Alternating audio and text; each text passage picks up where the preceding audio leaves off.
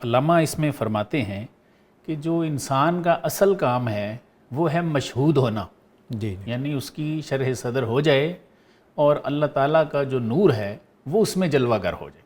صحیح، یہ کہتے ہیں اصل کام ہے انسان کا، اس دنیا میں جو آیا ہے یہ کام کرے۔ سر اس پہ کچھ فرمائیے، ٹیکسٹ میں حضرت کیا فرماتے ہیں، کچھ تبصرہ بھی فرمائیں۔ بنیادی طور پہ یہ پوری جو مثنوی چل رہی ہے اس میں جوابات میں عرفان ذات کی بات ہے کہ اپنی خودی کی پہچان کے بعد انسان کے اندر جو اللہ نے ہڈن پارز رکھی ہیں ہم ان کا ادراک کریں اور اس کے ذریعے آگے اس جذبہ دروں کو بانٹتے ہوئے چلے جائیں، اور اسی کے تحت خود بندے کا جو ہے وہ اصل چیز مشہود ہونا ہے۔ فرماتے ہیں بروں از خیش می بینی جہاں را، تو حضرت ہمیں فرما رہے ہیں کہ آپ لوگ کیا کرتے ہو، اس جہان کو اپنے آپ سے باہر دیکھتے ہو۔ باہر دیکھ درو دشت و یم و صحرا او کارا، لیکن اس میں کیا کیا ہے، فرماتے ہیں درو دشت و یم و صحرا و کارا، بالکل ہیں ساری چیزیں یہ اسی نور کا حصہ، لیکن آپ باہر دیکھتے ہو، اس میں دشت بھی ہے، یم سمندر کو کہتے ہیں، صحرا بھی ہیں، کانے بھی ہیں، اندر بیڑے اندر ہیڑے والی بات حضرت بہو والی۔ جی جی، جہان رنگ و بو گلدستہ ما، فرماتے ہیں یہ جہان رنگ و بو ہے، یہ ہمارا گلدستہ ہے، زما آزاد و ہم و وابستہ ما، ہم سے آزاد بھی ہے لیکن ہم سے وابستہ بھی ہے، ہمارے نور سے ہی وابستہ ہے یہ بھی۔ صحیح، سر خودی اورا بیک تارے نگاہ بست، فرماتے ہیں کہ وہ جو اللہ کا نور ہے، جسے اقبال خود ہی فرماتے ہیں کہ یہ کائنات کو اس نے ایک تار سے باندھا ہوا ہے۔ اللہ، زمین و آسمان و مہر و ماہ بست، اور زمین و آسمان کو بھی اس نے باندھا ہوا ہے، مہر و ماہ کو بھی باندھا ہوا ہے اسی یعنی تار سے۔ تمام قوامی سے فطرت کو۔ جی جی جی دل مارا باو پوشیدہ راہی است، جی، فرماتے ہیں وہ جو پوشیدہ ہے، جی جی، ہمارے دل کو اس کے ساتھ ایک راستہ ملتا ہے، ہمارا دل کا اس تک پہنچنے کا ایک راستہ ہے۔ راستہ ہے جی، کہ ہر موجود ممنون نگاہ است، اور ہر جو موجود چیز ہے وہ اس کی نگاہ کی ممنون ہے، جس تک اس کی وہ روشنی پہنچی ہوئی ہے وہ شکر گزار ہے اس کی۔ اور اس کے بعد گر اورا کس نہ بیند زار گردد، اگر اس نور کو کوئی دیکھنے والا نہ ہو تو وہ زار ہو جاتا ہے، پریشان ہوتا ہے، اگر بے اندیم و کوہسار گردد، لیکن اگر بیند یم و کوہسار گردد، اگر کوئی اس کو دیکھ لے تو وہ یم و کوہسار کی طرح وسیع ہو جاتا ہے۔ وسیع ہو جاتا ہے۔ جہاں را فر وحی ازدید ما، آگے فرماتے ہیں کہ ہماری اصل کیا ہے، وہی خودی تو ہے، وَنَفَخْتُ فِيهِ مِن رُوحِي۔ وہ فرماتے ہیں کہ جہان کو یہ جو تازگی ملی ہوئی ہے یا نشو و نما ملی ہوئی ہے وہ ہمارے نور سے ہی تو ہے۔ اللہ، نہالش رستہ از بالید ما، اور اس کے جو درخت ہیں وہ نشو و نما ہم ہی سے پاتے ہیں۔ حدیث ناظر و منظور راز است، فرماتے ہیں کہ ناظر و منظور کی بات ایک راز ہے۔ دل ہر ذرہ در عرض نیاز است، یہ یہاں سے بڑی ہی مزے کی بات ہے، فرماتے ہیں اس کائنات کا ہر ذرہ حالت نیاز میں ہے کہ اللہ میرا یہ کام کر دے۔ بالکل وہ کیا ہے؟ جی، آگے مزید فرماتے ہیں تو اے شاہد مرا مشہود گرداں، اس لیے وہ عرض نیاز کر رہا ہے کہ اے شاہد، اے سب کو دیکھنے والے اللہ تعالیٰ، ٹھیک ہے، مرا مشہود گرداں، مجھے اپنا مظہر بنا لے، مظہر بنا لے، مجھے اپنا مظہر بنا لے، یعنی فذکرونی اذکرکم، اب میرا اپنی وہ ذکر تجلیات عطا کر، وہ مجھ پہ ڈال، وہ مجھے عطا کر، ز فیض یک نظر موجود گرداں، اور اپنی نظر کے ایک فیض سے مجھے موجود کر لے اپنے پاس۔ کمال ذات شے موجود بودن، آگے فرماتے ہیں کہ اس طرح موجود ہونا اس کے حضور میں یہ کمال ہے۔ برائے شاہد مشہود بودن، ہاں، شاہد کے لیے مشہود ہونا، اس کی تجلیات حاصل کرنا، یہ کمال ہے انسان یہ کا۔ پروفیسر صاحب آپ کے سوال کا بھی جواب ہے جی جو پورا کلام چلنے کے بعد نقطہ عروج پہ آ جی، رہا بالکل ہے ایسے کہ جب ادھر سے نگاہ التفات ہو جائے شاہد سے ہاں، اور بندہ مشہود بن جائے، واہ، ذاکر سے مذکور بن جائے، ہاں، تو پھر وہ کیفیت آتی ہے یہ کہ وہی ہے نا سر، جس کو وہ قرآن نے بھی فرمایا کہ من کان فی ہذہ اعمیٰ فہو فی الآخرۃ اعمیٰ، کہ جو اس جہان میں اندھے ہیں وہ آگے بھی اندھے رہیں گے، جو ادھر بینا ہیں وہی آگے بھی اسی بینا کا ہوں۔ مفہوم مخالف لیں، جب شاہد دیکھ لے تو اللہ انہیں شہادتیں انہیں نظر عطا فرما دے۔ بالکل ایسے۔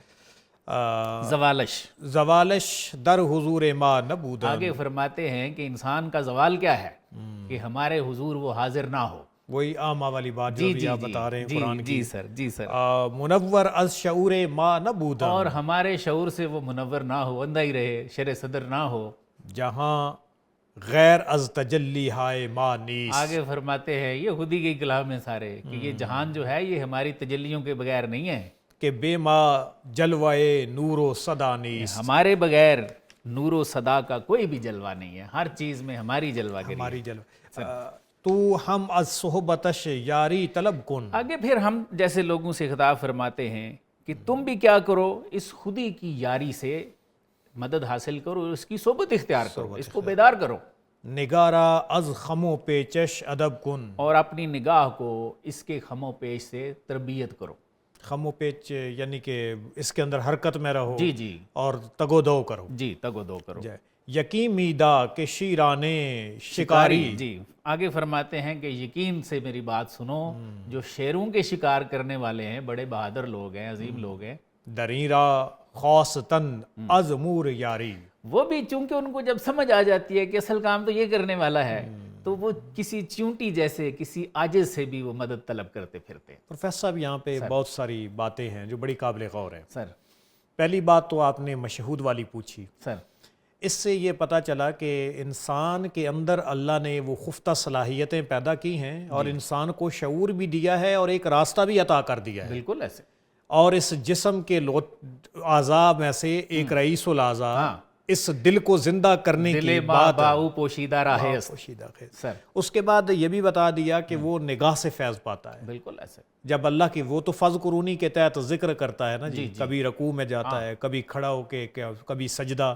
اور جب اذکرو کو اس کی طرف سے چرچا ہوتا ہے نا تو پھر خوشبو پھیلتی ہے. بالکل ایسے. پھر ہواؤں میں پرندوں کو بھی حدیث قدسی کے مطابق، اور حتی الحوت فی البحر، مچھلیوں کو سمندر میں بھی اللہ تعالیٰ بتا دیتا ہے، پرندوں کو ہواؤں میں بھی بتا دیتا ہے کہ یہ میرا بندہ ہے. بالکل ایسے. پھر اس بندے کو میرے خیال میں پینا فلیکس بنوانے کی، سپانسرڈ پیج چلانے کی یا اپنے بورڈ لگانے کی ضرورت نہیں پڑتی، کیونکہ اللہ تعالیٰ نے اسے مشہود بنا دیا اور اس کا خود اعلان فرماتے ہیں، اعلان فرما دیتا ہے. اور پھر اس کے اندر کمال درجے کی عجز و انکساری آ جاتی ہے. وہ یہاں پہ بتایا ہے کہ وہ شکار تو شیروں کا کرنے والا ہوتا ہے، وہ مالک تو بابل و نینوا کی پوری تہذیب کا ہوتا ہے، لیکن چھوٹی سی چھوٹی چیز بھی اس کے پاس آ جائے، اس سے حکمت اور دانائی اگر وہاں سے مل رہی ہو تو وہ وہاں سے بھی لیتا ہے. سر یہ جو آخری اس میں شعر ہے، میں سوری آپ کی بات کٹ رہی ہے، اس میں حضرت فرماتے ہیں کہ جو بڑے بڑے لوگ ہیں، شیراں شکاری ہیں، شیروں کے شکار کرنے والے ہیں، وہ بھی چیونٹیوں جیسے جو کمزور لوگ ہیں، نحیف لوگ ہیں، جنہیں کوئی کچھ سمجھتے ہی نہیں ہے، وہ بھی ان سے مدد طلب کرتے پھرتے ہیں اس راستے میں. ایسے ہی ہے. تو کیا یہ اصل کام تو ہے یہ انشراح پیدا کرنا؟ تو کیا اس کس کی طرف اشارہ ہے جو چیونٹیوں جیسے مسکین اور نحیف لوگ ہیں؟ سر اس کی نا ایک تو بڑی عمدہ مثال عرفاء نے اپنے تصوف کے لٹریچر میں بھی بتائی ہے سر، کہ آقا کریم کو جب اللہ نے سفر معراج عطا فرمایا تھا نا سر، اس کے بعد حضرت شیخ عبد القدوس گنگوہی کے الفاظ ہیں کہ حضور کا جانا بھی کمال ہے، لیکن کہتے ہیں کہ راہ سلوک میں ہم جس مقام کو پانے کی کوشش کرتے ہیں، اللہ نے وہ انہیں وصال عطا فرما دیا، دنافت اللہ کی قربتیں دے دی. سبحان اللہ. لیکن حضور کے عروج کے بعد آپ کا واپس آ جانا یہ سے بھی بڑا کمال ہے. اور آقا کریم جب اتنے مقام پہ چلے گئے اور واپس آپ تشریف لائے تو آپ کیا کرتے تھے؟ آپ اکثر آپ کی جو دعائیں ہیں نا وہ عجز و انکساری پہ تھی، ضعیف لوگوں کے اندر اللہ کی معرفت کو ڈھونڈنے پہ تھی.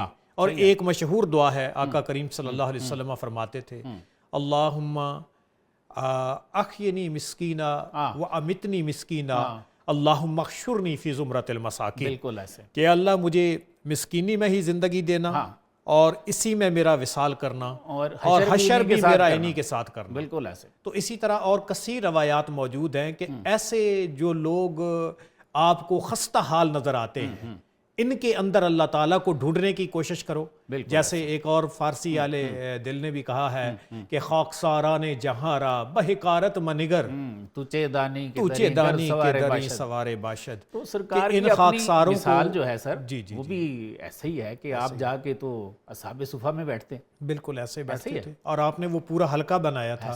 اور یہی تصوف اسلامی کے جتنے زاویے اور جو انوائرمنٹ ہے یہ سارے کا سارا اگر کوئی دیکھنا چاہتا ہے تو صفہ میں آئے ہوئے بے حال ان صحابہ کرام کے درمیان آپ دیکھیں. جیسے حضرت سیدہ ام سلیم والی مشہور حدیث پاک موجود ہے کہ ان کے خاوند جب گئے اور انہوں نے دیکھا کہ آقا کریم صلی اللہ علیہ وآلہ وسلم کہ انہوں نے کہا مجھے فاقے کی صورت نظر آتی ہے. اور یہ کہنے کے بعد اس نے کہا ٹھیک ہے آپ حضور کو بلا لیں. آقا کریم صلی اللہ علیہ وسلم کو جب انہوں نے بلایا تو آپ کے ساتھ جو جتنے بھی اصحاب صفہ تھے وہ بھی فاقے کی حالت میں تھے. ایسے ہی ہے. آپ نے ان کو کہا چلیں دعوت ہے ہماری, اور وہ دعوت کا کہہ کہ آپ چل پڑے. اور ان کے جو خاوند تھے وہ آگے آگے اپنی خاتون کو بتانے کے لیے گئے. تو میں نے رسول کریم کو دعوت دی ہے, انہوں نے تو سب کو لے لیا ہے. اور گھر میں انہیں پتا تھا کہ گھر میں 2-3 روٹیاں پڑی ہوئی تھی وہاں پہ, اور وہ بھی اللہ کی بندی دیکھیں. اس نے کہا تھا کہ اللہ و رسولہ عالم, سبحان اللہ, کہ میں کیا ہوں اور میرے گھر میں کیا ہے, اللہ اور اس کا رسول بہتر جانتے ہیں. اور یہاں بیان کیا گیا ہے کہ آقا کریم صلی اللہ علیہ وآلہ وسلم نے وہاں پہ کھانا تناول فرمایا, اور آپ نے ایک لفظ فرمایا, اور آج بھی برکت کے لیے ہم اپنے گھروں میں کہیں پہ بھی کثرت مہمان آ جائیں یا کہیں پہ بڑا کھانا ہو تو پڑھنا چاہیے فیہ ما شاء اللہ, کہ اس میں وہ ساری برکات ہیں جو اللہ چاہے. بالکل ٹھیک. تو اس کے بعد راوی نے بیان کیا ہے کہ وَأَكَلَ النَّاسُ كُلُّهُمْ وَالْقَوْمُ 70 أَوْ 80 رَجُلًا, سبحان اللہ, کہ پوری کی پوری قوم نے کھانا کھایا. اور شابیوں کے بھی لفظ آتے ہیں کہ وہ بھر بھی گئے, سیر بھی ہو گئے. اور قوم کی ٹوٹل تعداد کتنی تھی؟ 70 اور 80 کے قریب وہ لوگ تھے کہ جنہوں نے حضور کے ساتھ وہاں پہ کھانا کھایا. تو یہ وہ ضعیف لوگ ہیں کہ جن کے اندر رسول کریم نے رہ کر ہمیں سبق دیا ہے کہ اگر تم اللہ کی معرفت پانا چاہتے ہو, اس کا قرب پانا چاہتے ہو, تو یہ جو خلق مخلوق خدا ہے نا, عیال اللہ, یہ اللہ کے عیال ہیں, ان میں بیٹھ کے تم اللہ کی معرفت کی لذت پا سکتے. بالکل ٹھیک.